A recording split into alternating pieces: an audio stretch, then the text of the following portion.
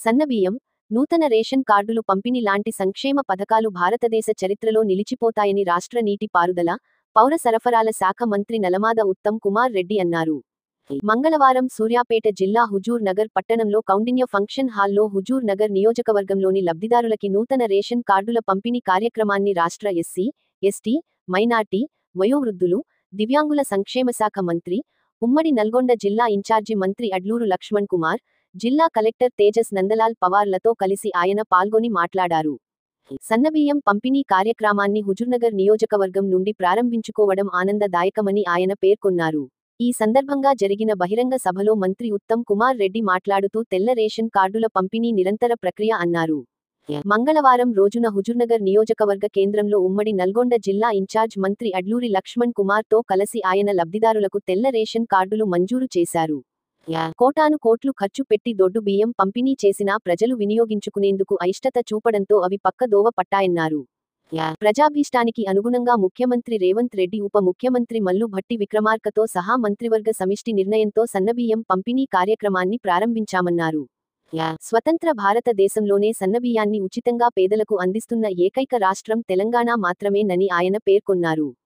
పౌరసరఫరాల శాఖ ప్రధాన కార్యదర్శి డిఎస్ చౌహాన్ తదితరులు ఈ కార్యక్రమంలో పాల్గొన్నారు. అర్హులైన ప్రతి ఒక్కరికి నిబంధనలననుసరించి తెల్ల రేషన్ కార్డులు మంజూరు చేస్తామన్నారు. 10 ఏళ్ల బి.ఆర్.ఎస్ పాలనలో పేదలను నిర్లక్ష్యం చేశారని ఆయన మండిపడ్డారు. అర్హులైన వారెవరికి ప్రభుత్వం తెల్ల రేషన్ కార్డులు అందించలేకపోయారని ఆయన విరుచుకుపడ్డారు. కాంగ్రెస్ పార్టీ అధికారంలోకి వచ్చాక ఏకకాలంలో 7,95,685 కొత్త రేషన్ కార్డులు మంజూరు చేశామన్నారు. తద్వారా కొత్తగా 33,97,367 మందికి లబ్ధి చేకూరిందని ఆయన వివరించారు.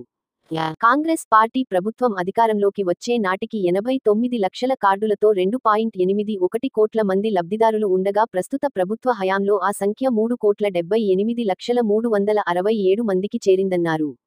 రాష్ట్ర ప్రభుత్వం మీద భారం పడినా ఖాతరు చేయకుండా దారిద్ర్య రేఖకు దిగువన ఉన్న ప్రతి నిరుపేద కడుపు నింపేందుకే కాంగ్రెస్ పార్టీ ప్రభుత్వం ఇంతటి సాహసోపేత నిర్ణయం తీసుకున్న విషయాన్ని తెలంగాణ రాష్ట్ర ప్రజలు ఎప్పటికీ గుర్తుంచుకోవాలని ఆయన కోరారు.